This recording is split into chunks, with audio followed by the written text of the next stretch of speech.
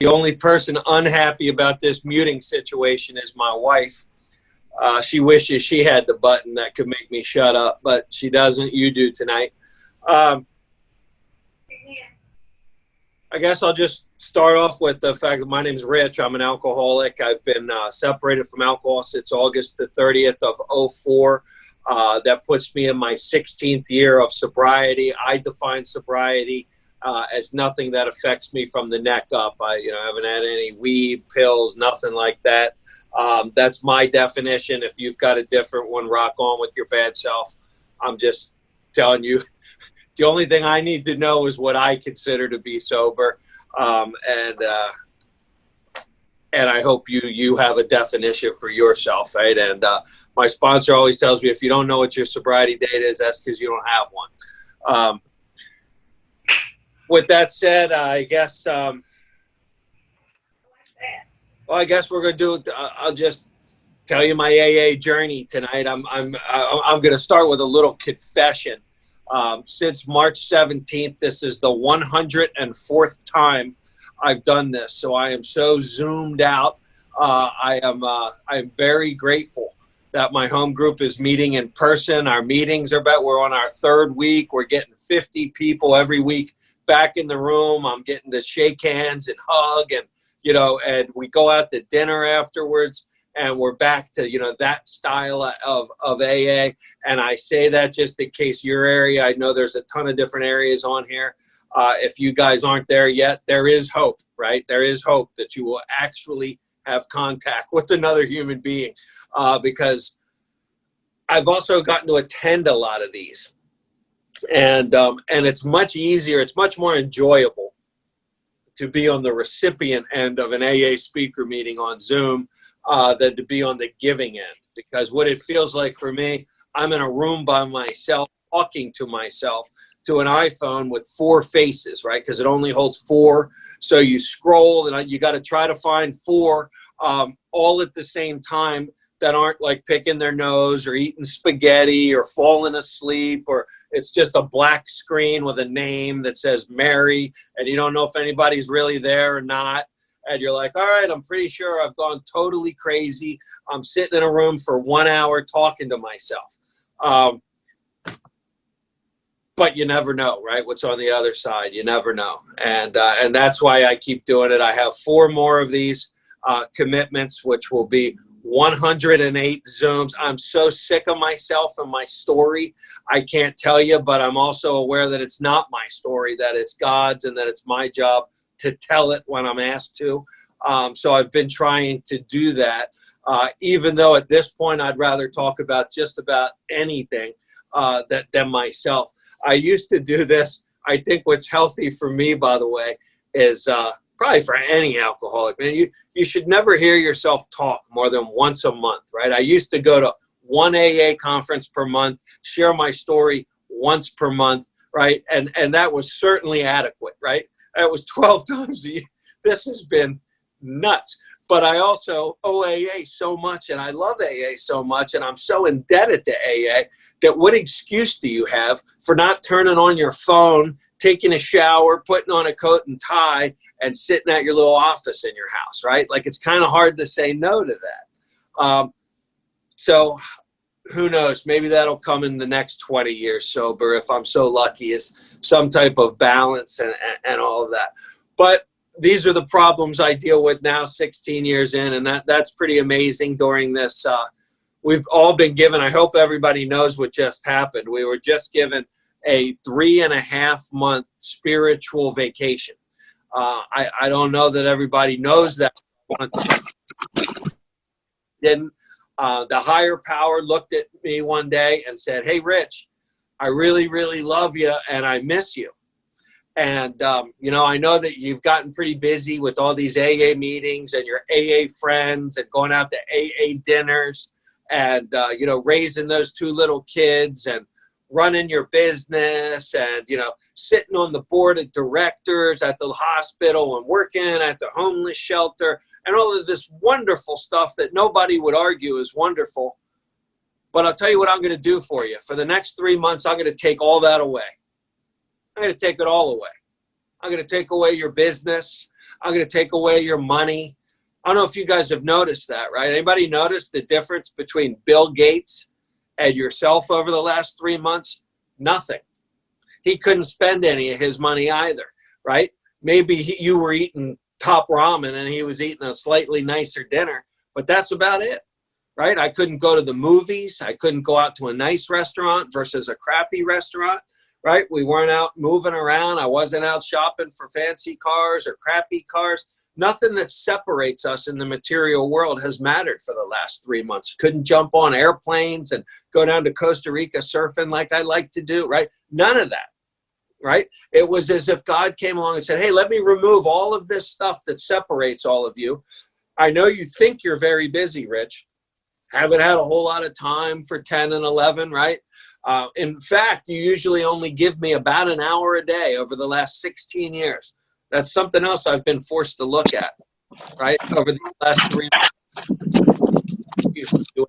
other than focusing on my higher power, is if I ask you want an important relationship in your life, if you've been in it for more than 6 months, you got the right answer, right? Oh, well, it's my relationship with my higher power. Oh, okay. Well, if that's true, and I put one of those secret cameras in your house, how much time would I see you each day hanging out with the most important relationship in your life? And you would have seen me pray in the morning and meditate for 20 minutes and do the same thing at night. And that's it, right? And throughout the day, you know, try to pause when agitated and do our little things. But that's about it, you know? So there's 24 hours in a day, and I was giving less than one of those to the most important thing in my life. Me with that equation, right? He was like, I'll just take away all these other things that you think are so important and free up a little time. And I've gotten to read some amazing books. I've gotten deep in and, you know, grow in this area. And that's how I've tried to look at that is great story. And if you can, and you're on there and you're not on mute and you're contributing to that like noise and static, it's hard enough talking to yourself. If you could hit mute, that would be awesome. So when I got to AA August 29th of 04, everything was going really good in my life. I had just gotten released from the federal prison in San Diego, the Metropolitan Correction Center. I was 29 years old. I just served a big sentence for 27 kilos of cocaine. That got me kicked out of the university. I was on a full ride at the University of San Diego, which is a Jesuit Division I soccer school. I went out there to surf, and because the girls are beautiful, that's how you pick a college when you're an alcoholic of my variety, right? I'm from the East Coast, from Maryland, right? And I had other scholarships to schools like Princeton and you know, better schools. The counselors and my parents said, but you know, what do they know? Who wants to be in New Jersey, right? Like, that's stupid. You don't go to New Jersey where you could go to San Diego. So off I went because I know better, right? I know better. Then that's a common theme in my alcoholism. Anybody that's ever tried to help me, I think you're trying to tell me what to do. You're trying to tell me how to live my life. Back off. This is my life. You let me live it. Back off, right? And I know my big book says that defiance is sort of like the defining characteristic, right, of an alcoholic of my variety. That certainly suits me. I had I will say this in case anybody thinks that like brains have anything to do with sobriety. I assure you they don't. I've never, if I read something, I remember it, right? I could read any book. You know, there's the barrel, you know, I will read that and be able to spit it back out on a test tomorrow morning, verbatim. Because of that, I've never gotten a B, right? I had a 3.9 GPA at the University of San Diego. I was valedictorian in my high school. I cum laude. They put things around me. And I also go to jail at least once a month all through high school on the weekend, right? And that's very confusing when you're getting awards, you're getting A's, you're the captain of the soccer team, the lacrosse team, the wrestling team, right? And I get arrested for drinking on the weekends, and I have amazing parents, right? Nobody in my whole family drinks. I'm it. I've got, one little sister, 3 years young. She doesn't drink. No parents ever drank. No grandparents, no aunts and good people. I'm the only idiot, right, in the bunch. And because of that, when I get arrested for like underage drinking, and in Maryland, we do a lot of cornfield drinking. When you're underage, you get a keg of beer in a cornfield, build a bonfire. Everybody hangs out. When the police come, you try to run. Sometimes you make it, sometimes you don't. And my parents wouldn't bail me out. They left me in jail all weekend, right? And they did that to, why they did that. It was going to teach me a lesson, right? But you cannot teach an alcoholic of my variety a lesson, right? That stuff goes right past me. I just think it's really cool, right? Like on Monday, like it gives me like street cred, right? Like it's so stupid when I look back on it, but like, some little girl, Kelly here, I'm just seeing who's in front of me on the screen. Kelly from St. Louis looks at me and goes, "Hey, what'd you do this weekend?" And I'm like, "I was in jail, babe. I was in jail." Like that's gangster or something, right? And I go to this like little prep school for rich little punk asses, right? You don't need street cred at this prep school. And, but I see things different, right? And our book talks about that. This is like a disease of perception. By the time I went to federal prison, I had been in jail 36 times. None of them were particularly impressive. It would all, if you saw my NCIC, my federal criminal history report, it should just say drunk and stupid, right? It was all things like disorderly conduct, failure to obey the lawful command of a police officer, drunk in public, second-degree assault, which is just like your standard bar fight, just stupid stuff, right? And but the problem with that is it all adds up, and by the time I got to AA, I'm completely unemployable. McDonald's, any place that runs a background check will not hire me, right? I'm not allowed to drop the French fries in the grease at McDonald's. They won't hire me. I applied at the Home Depot to be a night janitor to clean the bathrooms, right? Those disgusting blue pucks in a men's urinal? They would not hire me to clean the piss in the bathroom, right? And that's a depressing feeling, right? When you are no longer qualified to clean urinals, right? That's not a good place. When I got out of that federal penitentiary, I like I said, I had a 3.9. I was one semester away from graduating when, they obviously had to be done with me when I went off to federal prison. My mother had not been able to look at me in my face for about 10 years by the time I got to AA. My only little sister, my only sibling, hadn't spoken to me in 6.5 years. I had an open warrant in California. I had a warrant in Colorado, and I had a warrant in Maryland. And I had not filed taxes in about 8 years. So the IRS was sending me letters like every single day and calling me every single day. Anybody that knows about the IRS, they are relentless with these letters, and I couldn't duck them. And I had just had to go to Johns Hopkins Hospital in Baltimore to see it. They did a biopsy on my liver at 29 years old. Somebody on here has had a liver biopsy because there's over 200 of you I'm looking at, and the numbers tell me that you're my people here in AA. They take a metal tube, it's hollow, they go through the rib cage, they poke a hole in, and they pull out a chunk of your liver that they can then send in and see whether it's cancer or cirrhotic or what's going on. And they said my liver was pre-cirrhotic at 29 years old, right? I shouldn't drink. I'm going to need to eat a special diet. There's a chance that maybe my body will recover. So anyways, other than that, so I'll give you the quick recap. Anybody that loved me is no longer talking to me. Warrants in 3 states, IRS after me, and liver biopsied. Other than that, man, my life was awesome. I was doing great at 29. And under those conditions, right, I became willing to try your steps, which, by the way, is what I believe Alcoholics Anonymous to be. I believe AA is the 12 steps, nothing more, nothing less, right? We're a spiritual program of action with a support fellowship, not the other way around, right? That's very important that I understand that. If you understand something different or your sponsor tells you something different, rock on. I'm not here to argue with anybody. I'm here to share my journey.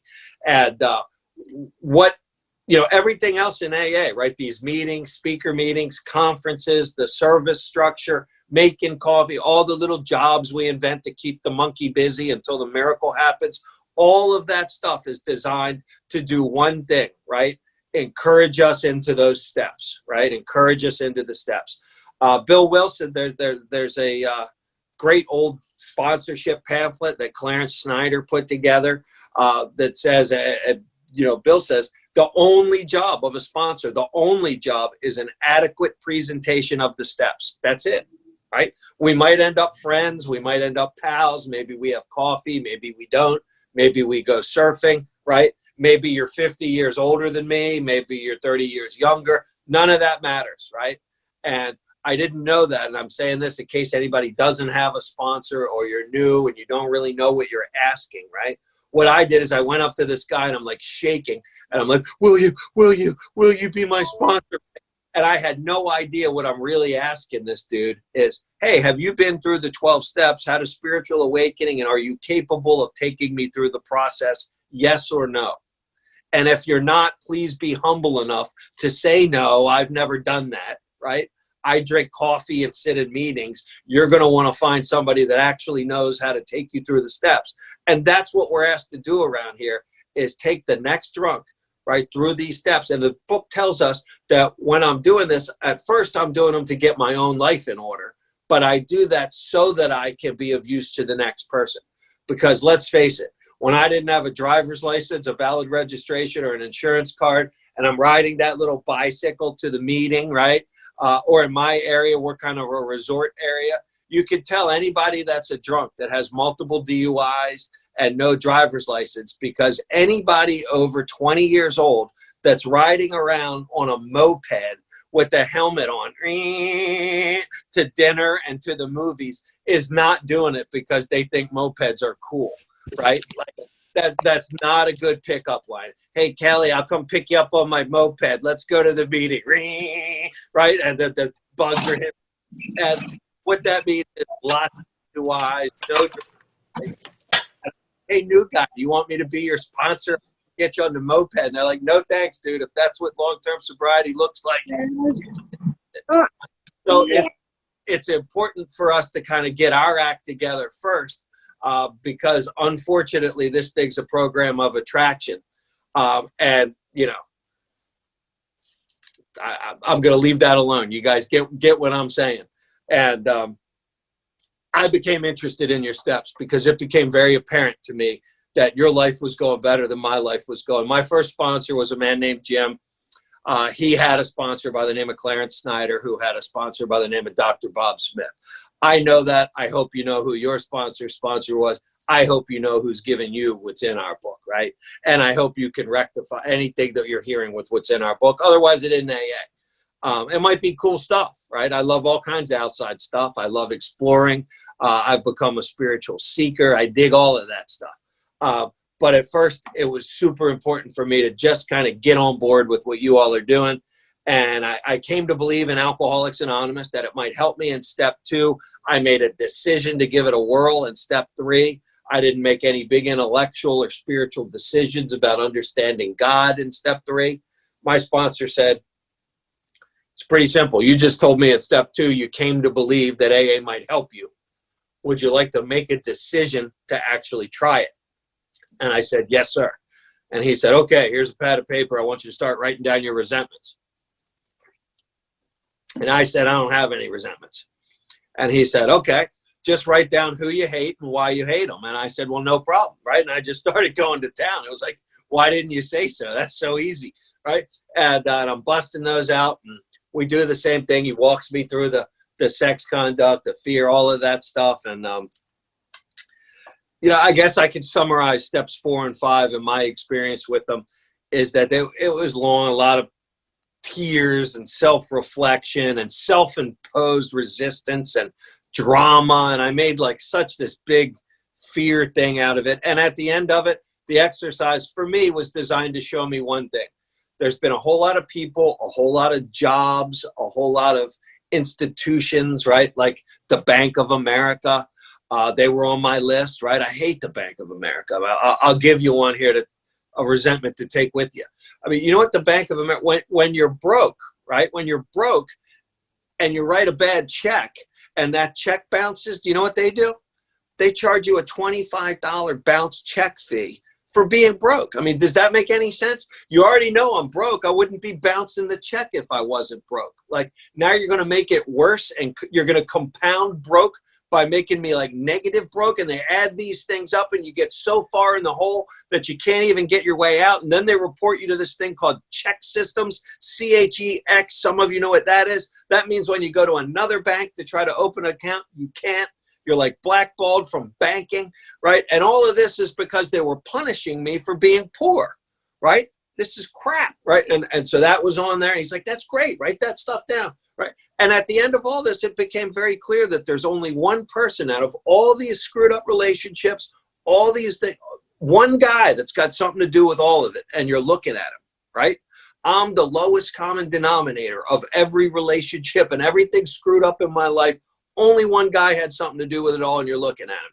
At 6 and 7, am I willing to part with some of these, some of my manners of living, right? Some of my life skills or old ideas or the way that I go through life, right? We call them defects.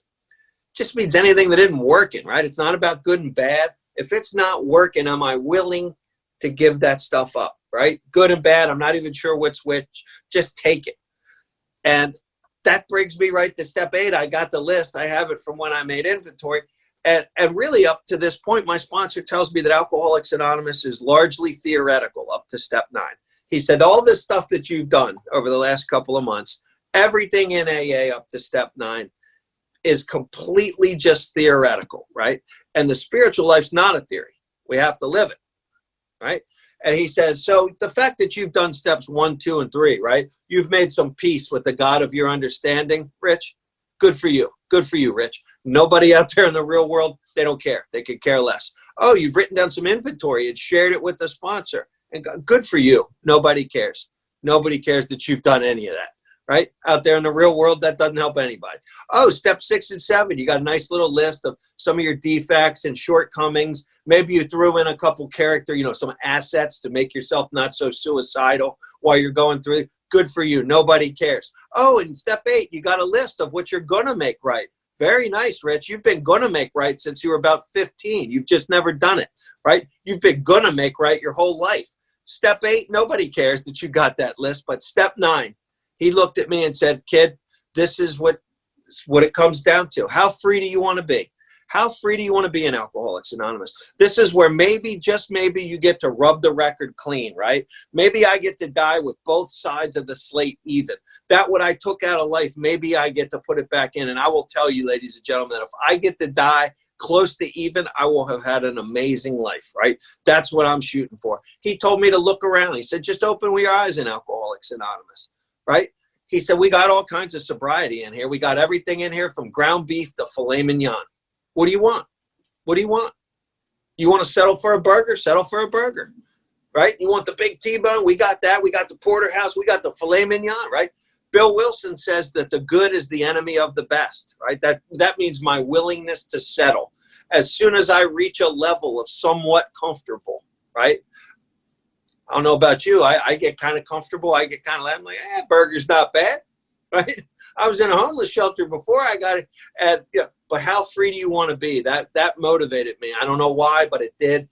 I was working. The only guy that would hire me was a sober member of AA. He owned a picture frame shop where he would hand carve wooden picture frames, right? And all the sawdust would fall on the ground. And I made $6.25 an hour. And my job was just to shake and sweep the floor, which is all I did for the first 3 months. I sweat and I shook. And he's like, just keep the sawdust off the floor, dude. It's the best you can do. And I have no idea. I mean, if you do 40 hours times $6.25, right, that comes to like $240 a week. But a little became a lot in Alcoholics Anonymous. When we focus on the spiritual, the material always took care of itself. I always had $1 for your basket. And my sponsor said, your first amend is if your mother will go out to lunch or dinner, wherever your mother will go with you, you take her out once a week on a date, and you need to start learning how to date your mother. That was not on my hit parade of things that I thought would be cool when I was 30. But I'm starting to date my mom, right? I'm starting to go to different meetings as I've been through these steps. I'm starting to be attracted to different things in Alcoholics Anonymous. I don't know if you guys have had that, right? You start to like different kinds of meetings that you used to, oh, I don't go to that group. They're always talking about the steps, and that's that big book study. They're like Nazi crazies over there. And, now I'm starting to like those crazy people that do the steps and, that their lives are changing. I'm starting to stay after meetings and ask people like insane questions that if you're new, do not ask any of these questions if you don't plan on staying sober, right? If you're going to do some drinking, don't stay after the meeting and start asking people like, hey, could you teach me about meditation, right? This thing says something about having a prayer and meditation life. What does that mean, right? Hey, how do you do step? Like I'm having crazy conversation, nothing like the guy that walked in the door of AA, right? And I'm starting to like, I know you guys have had this, right? Your first couple of months, those people that you just stay away from, right? And after a couple of months or years or whatever, all of a sudden I'm attracted to the very person I couldn't stand, right? I start to want, you know what that is? That's the beginnings of becoming inwardly rearranged, which is our book's definition of a spiritual awakening. And the people around us notice long before we do. I like that which I did not like. I'm drawn to that which I did not used to be drawn to, right? I'm participating in things I didn't used to participate in. I say yes where I used to say no to things. I no longer believe I'm qualified to judge what makes me happy, right? And I've had that experience in AA because I thought I was like this gangster cocaine dealer, right? And you guys would say things like, hey, after the meeting, do you want to go ice skating? And I'm like, ice skating? Are you, what, right? I can't even say out loud what really went through my head, right? I'm like, you got to be kidding. You got to put on some white skates and we're going to twirl around. That's so cute. That is so cute. Like, right? That's what I'm thinking. But you know what came out of my mouth? Because my sponsor said, you don't have the right to say yes or no because you don't know. And I started saying yes, right? The little old ladies, right after the meetings. They, do you want to go to Denny's and have pie with us, sweetie? And I'm thinking, oh my God, this is it. This is it. I'm 29. I'm going, the rest of my life is going to be eating pie with 80-year-old ladies that are excited about a slice of apple pie like it's the highlight of their day. And I'm like, my life is over, right? Like this excites these people. And guess what? I say yes. And I go to Denny's. And guess what's happening? I'm laughing my ass off with a bunch of 80-year-old ladies that end up to be super cool. And they've got all these great stories. And the next thing you know, I'm out on ice skates, right? And then I'm going AA bowling. I mean, I'm doing all these things that I would have never, ever done. And I'm starting to smile and laugh, and my spirit's starting to wake up, and I'm starting to laugh at myself. And once we start laughing, dude, you are dead meat in AA. Once we got you laughing, it's all over, right? Because now the spirit's awake and coming back to life. And I'm dating my mom and dating my mom and dating my mom. And I don't know how long that went on, but I know that one night we're at Carrabba's. And my mom's twirling spaghetti on a spoon. I don't know why she does that, but she twirls it around on a spoon and then eats it. And her head came up from that spaghetti. And she was talking to me eyeball to eyeball for the first time in over a decade. She was able to look at her son in the face. And she started inviting me over to her house where she used to have a restraining order, to asking me if I would give her a hand to take out the trash and if I could stand on a chair to change a light bulb up in her ceiling, because as she was getting into her 70s, she was getting unstable, standing up on a chair and, being a son. And we've built and grown on that relationship for 15 years. If she was giving you the talk tonight, she would say that, the gift you guys gave her was her son back, but you gave her the gift of a daughter-in-law and 2 grandchildren, and that we chose to build a house 1.5 miles from her right on the beach here. If you walk 50 feet in back of me, you'd see the Atlantic Ocean and your feet would be in the sand. And my mom has her own guest room with her own bathroom. So whenever she comes over to visit her grandkids, if she's tired, she could sleep over. She's probably in and out of my house at least 2 or 3 times a day, visiting my daughters. Isabella's 6 now. Sophia is 3. And, she's getting revenge. I'm like trying to get them to eat their broccoli, and she comes through the door with ice cream. Who wants ice cream? And I just like, she's trying to, she's feeding them ice cream at me, right, is what it feels. Only an alcoholic can see it that way, right? She's getting back at me. But I'll tell you what, we've got an amazing relationship. And what she does, I call it her throne. Her throne is this Tommy Bahama beach chair where she sits on the beach and she watches her grandkids learning to surf with their dad, and up on the front of my surfboard, standing up, and I hold them, and she watches them ride in, and she cheers for them, and they run in, and Grammy, did you see that? Did you see that? And she says, Grammy saw you, with this big smile, and she watches them build sandcastles. And my sister, who I hadn't talked to in 6.5 years, when I got sober, I had a set of Baltimore Ravens season tickets. I have no idea why I had them, but I did. And it turns out I don't even like the NFL now that I'm sober. My sponsor says what I liked about the NFL was being like a big shot in the parking lot, right at the tailgate. He's like, you liked having the biggest bar at the tailgate, slicing a prime rib, and, big shot in the parking lot. He's like, by the time the game started, you were so drunk by the time you don't even know who won. And that was true. I mean, that was absolutely true. There was times I didn't even get into the game. I was so drunk. But he said, send those tickets to your sister. She lives 3 hours away in Baltimore. She'll enjoy those games. And I said, these are expensive. She hasn't talked to me in 6.5 years. And he said, I'm not asking you. I'm telling you, send those tickets to your sister. And I did, and nothing happened. He said, send the next set of tickets. And I said, are you listening to me? I did that, and it didn't work. Send them. And I did, and the phone rang. And on the other end of that phone, man, was a little girl's voice I hadn't heard in 6.5 years going, Richie, did you see that? The Ravens caught the ball. They're in the end zone. It's a tie game. I don't even know who the Ravens were playing, man, and there's nothing that I could care less about. But I was talking to my little sister boy for the first time in over 6.5 years, and we kept building that relationship. And on the weekends, I'd get my little paycheck, and I never had enough money, and I never had enough time, and it was never convenient for me. And it's important that I tell you that, because my sponsor taught me that if Alcoholics Anonymous is convenient for me, I'm doing it wrong. If Alcoholics Anonymous fits in my life, I'm doing it wrong. Right? I should be living my life around AA, not AA around my life. If I was waiting to have enough money to be able to pay for your dinner after the meeting, you got to get another speaker tonight, because that's what AA is all about, right? Is, looking out for you before I look out for me, right? And it's a program of divine inconvenience. And I would work all week and take my mom to dinner on Friday night, and then Saturday morning drive 3 hours to Baltimore. I'd help my little sister fix up her first house she bought. We painted all the walls together, put together some snapped together hardwood floor, just big brother stuff, man. And I drive 3 hours home, exhausted, right? 6-hour round trip. And the years went by. And, the relationship just got better and better, to the point where this guy, Justin, I knew who he was. He called me one day and said, hey, Rich, this is Justin. I know your father's no longer with you, but you've become the number one man in your little sister's life. She turns to you for everything. You're like the cornerstone of her life. And you mean so much to her that I'm calling you to ask if I could please have her hand in marriage. And as many times as I've told this, I have a hard time telling it without getting choked up, because there's nobody less qualified to give permission to marry a beautiful little girl like my sister than the drunk that's talking to you. I was the worst big brother in the history of big brothers. And that little girl called me, thanks to Alcoholics Anonymous and the relationship that you guys taught me to build. She called the next day and said, Richie, will you walk me down the aisle?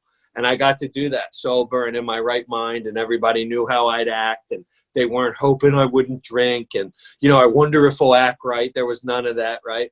I just got to walk that girl down. And over the years, as they've passed, as they do in Alcoholics Anonymous, she's had 2 little boys. They're 7 and 5, Sadler and Brixton, my nephews. And some of you probably have beach houses or live at the beach. I know there's people from all over. When you live at the beach, everybody wants to visit you, right? Because you're at the beach. Every weekend almost, my sister, her husband, the nephews, they're all staying at my house. My mom comes over from 1.5 miles away. Now she's sitting in that little Tommy Bahama beach chair throne of hers, and she's watching her son and her daughter and their spouses all getting along, nobody fighting, all 4 grandkids playing together, learning how to surf, and she's the happiest woman in the world. And there's another spiritual book, by the way, that gives a promise. it's not an AA promise. It's just a spiritual promise. And it says, may you see your children's children, right? And that's one of the greatest, honors we can have and joys, is getting to see our children's children grow up. And you guys have given my mother that gift. One of my last amends I want to tell you about, because, it's incredible to me. When I got to Alcoholics Anonymous, if you'd have asked me to share, my life was such a pile of caca that I couldn't have given you 1 minute of anything decent. I couldn't have given you 1 minute. But you guys said, hey, Rich, if you cast your lot in with the results will be beyond your wildest dreams. And what that means for you poker players is that Do you think Israel is a legitimate state? Alcoholics Anonymous. Do you think Israel is a legitimate state? And I have to cast my lot. Do you think Israel is a legitimate state? Are we doing a Zoom bomb here? What do we guys?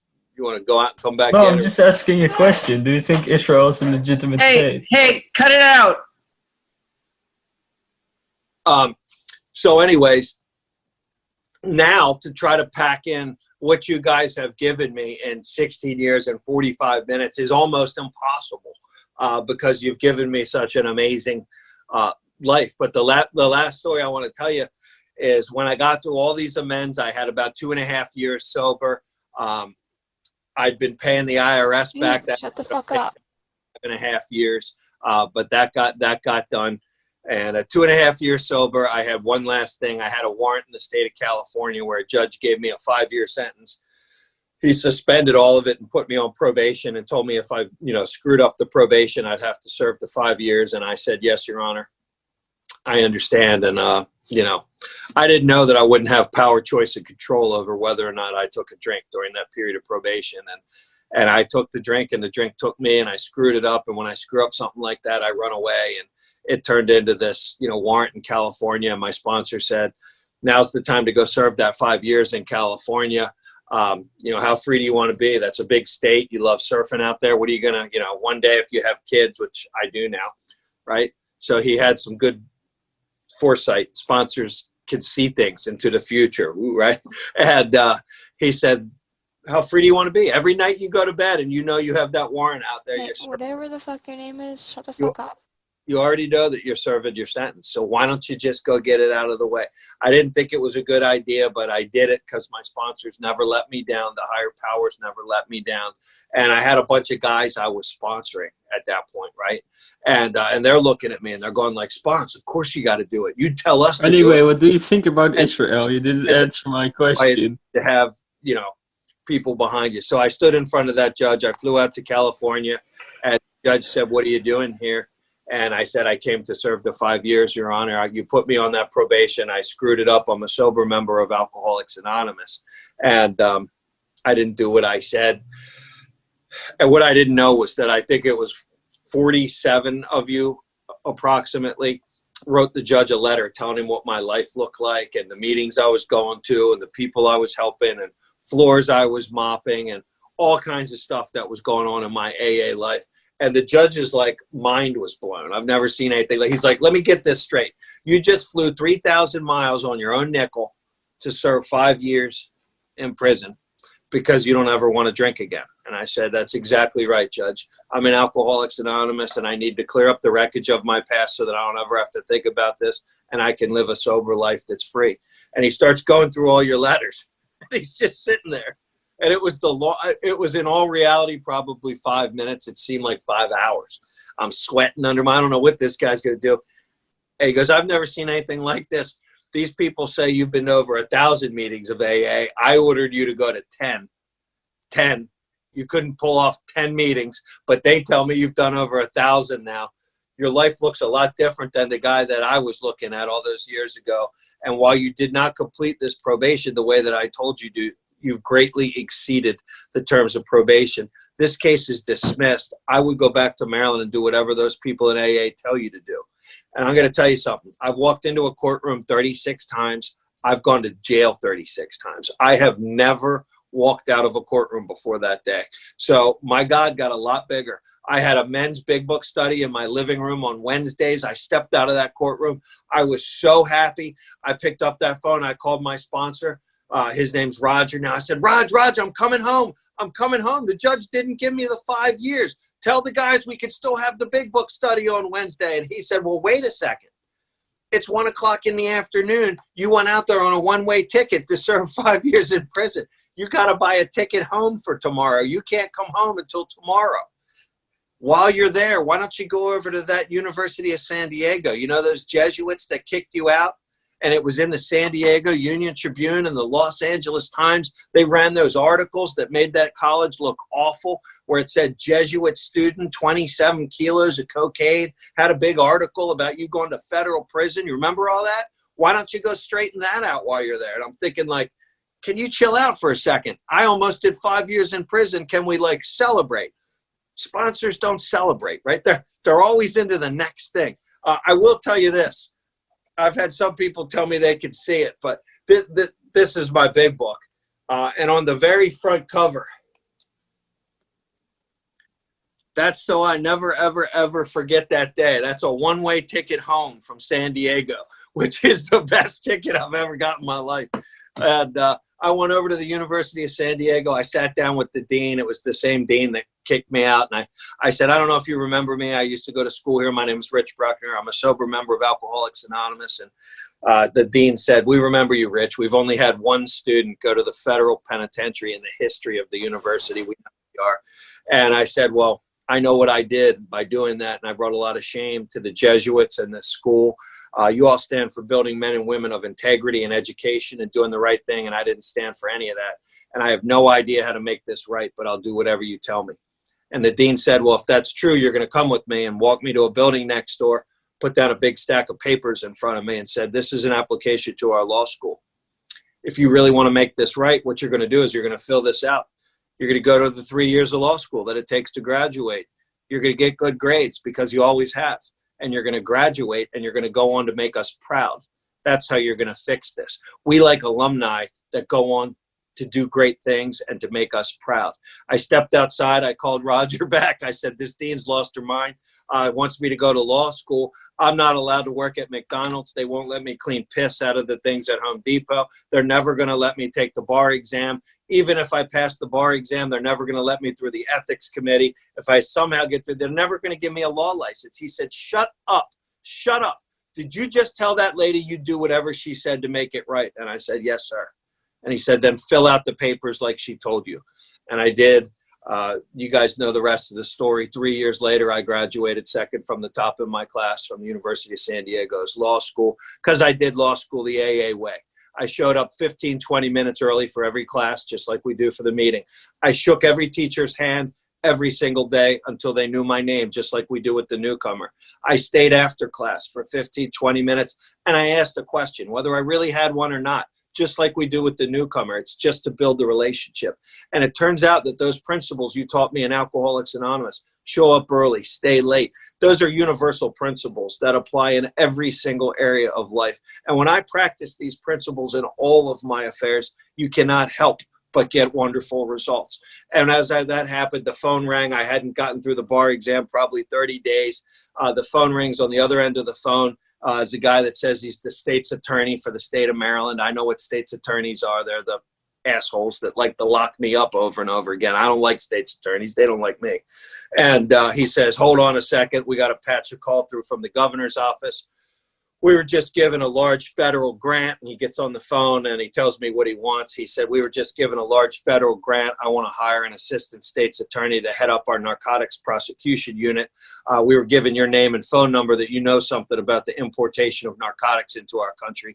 And would you like to be, right? And he offers me this job, and my knees about buckle. And I'm thinking to myself, those old guys, you know the old guys with that book in their hand, you got some in your group.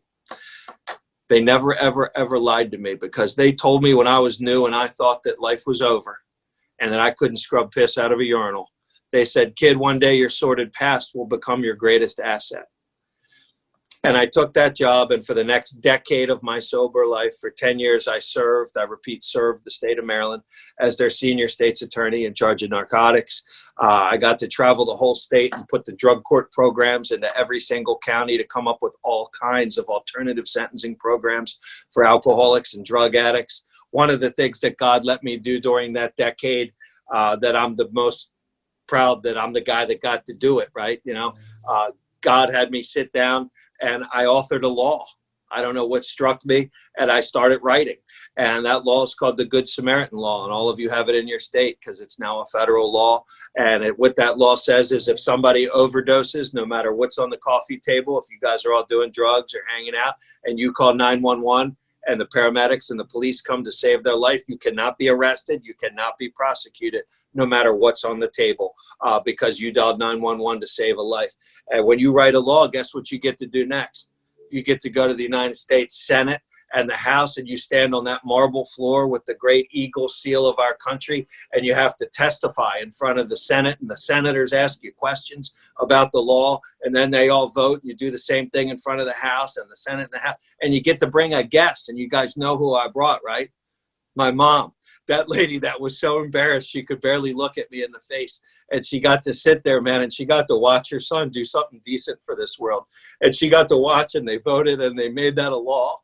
And every year they'll send me something. It's now over 100,000 lives that have been saved, and it's just because AA let one knucklehead get to have a second chance at life. And after 10 years, I took an early retirement from that job because I had kids and a wife and a dream. And Alcoholics Anonymous taught me that if you don't take a drink for a day and you have a dream in your heart, anything can happen. Anything can happen if I don't drink for a day.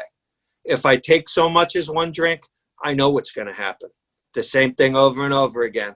I don't know precisely what form of crappy, but it's going to be crappy. And when I don't drink for a day, almost anything could happen. And that dream 3 years ago was to start my own law firm. And we got to do that. And I have a law firm by the beach. So I'm the boss, which means I get to surf each morning before I put my suit on and walk across the street and go to court. And I specialize in DUI defense. Last year, I did 317 DUI cases, which means 317 times I had somebody just like me sitting across my desk having a conversation with me, telling me about what the police did or didn't do. And I get to say things like, I can't help but notice this is your third DUI. Do you still think it's the police's fault, or do you think you might have a problem with drinking? Right? And I get to have some very exciting conversations and introduce folks to Alcoholics Anonymous. I could go on and on, but you guys get the picture, man. I'm out of time. I love Alcoholics Anonymous. Thank you for giving me your most precious gift, which is your time and your attention, because you're never going to get that back. And thanks for sharing it with me.